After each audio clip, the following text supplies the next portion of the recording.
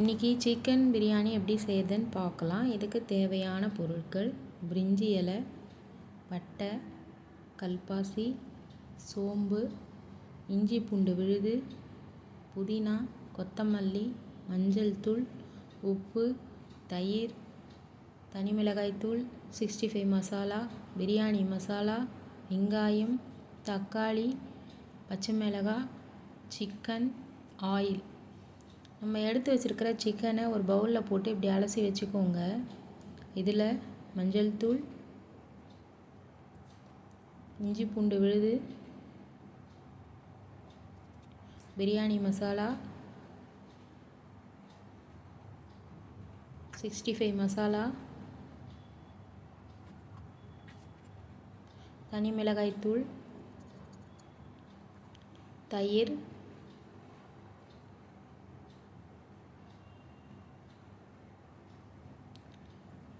உப்பு, கொஞ்சமாக ஆயில், இதையெல்லாம் போட்டு நல்லா கலந்து வச்சுக்கோங்க. இந்த மாதிரி கலக்கி ஃப்ரிட்ஜில் நார்மல் கூலிங்கில் வைக்கணும். ஃப்ரீசிங் பண்ணக்கூடாது. நம்ம சமைக்கிறதுக்கு ஒரு 1/4 ஹவர் முன்னாடி வெளியே எடுத்து வச்சா சரியாக இருக்கும். ஒரு குக்கரை ஹீட் பண்ணி பிரிஞ்சி இலை, பட்டை, கல்பாசி, சோம்பு போட்டு தாளிச்சுக்கோங்க. பச்சை மிளகாய் 2 எடுத்து வச்சுருக்கேன், அதை போட்டு தாளிச்சுக்கிறேன். வெங்காயம் போட்டு நல்லா வதக்கணும். வெங்காயம் நல்லா கொஞ்சம் கலர் மாறுற வரைக்கும் வதக்கி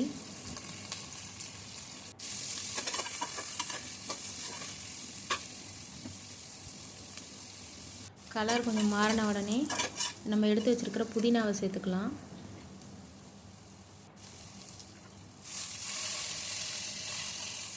இந்த புதினாவை போட்டு கொஞ்சம் வதக்கி நம்ம எடுத்து வச்சுருக்கிற இஞ்சி பூண்டு விழுது சேர்த்துக்கலாம்.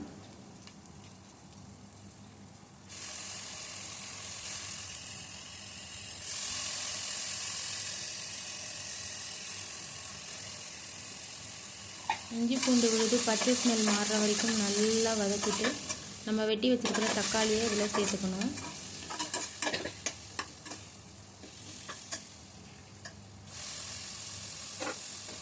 தக்காளியும் போட்டு நல்லா வதங்கின பிறகு நம்ம எடுத்து மேக்னேட் பண்ணி வச்சுருக்க சிக்கனை அதில் சேர்த்துக்கலாம்.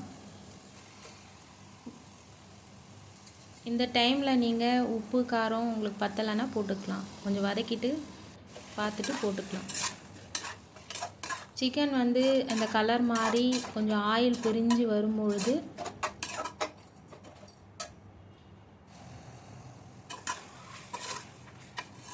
நம்ம எடுத்து வச்சுருக்கிற அரிசிக்கு அளவாக தண்ணி அளந்து ஊற்றிக்கோங்க. நான் 1.5 டம்ளர் அரிசி எடுத்தேன், அதுக்கு 1.25 வச்சுருக்கேன். நான் ஏன்னா வீட்டு அரிசியில் செய்கிறேன்.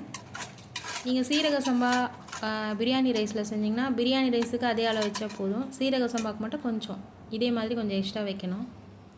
கொஞ்சம் கொதித்து வரும்போது இந்த டைம்லேயே நம்ம எல்லாம் பார்த்துக்கணும், உப்பு காரம் எல்லாமே பார்த்துக்கணும். அதுக்கப்புறம் அரிசி போட்டு கலக்கிட்டு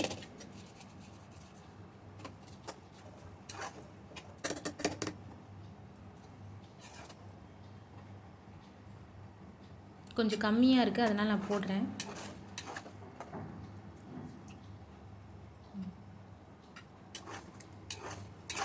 இப்போ உப்பு கரெக்டாக இருக்குது. வெட்டி வச்சுருக்கிற கொத்தமல்லியை அதில் போட்டுருங்க. போட்டுட்டு மூடி போட்டு ஒரு விசில் விட்டுருங்க. ஒரு விசில் விட்டுட்டோம். ஒரு 10லேருந்து ஒரு 15 நிமிஷம் சிம்மில் வச்சு திறந்திங்கன்னா இந்த மாதிரி இருக்கும். பளபளன்னு இருக்கும். நல்லா குக்கர்லேயே நீங்கள் இந்த மாதிரி செய்யலாம். ஈஸியான முறையில் எப்படி சிக்கன் பிரியாணி செய்கிறதுன்னு சொல்லியிருக்கேன். ட்ரை பண்ணி பார்த்துட்டு என்னோடய சேனல் உங்களுக்கு பிடிச்சிருந்ததுன்னா லைக் பண்ணுங்கள், ஷேர் பண்ணுங்கள், சப்ஸ்கிரைப் பண்ணுங்கள். தேங்க்யூ ஃபார் வாட்சிங்.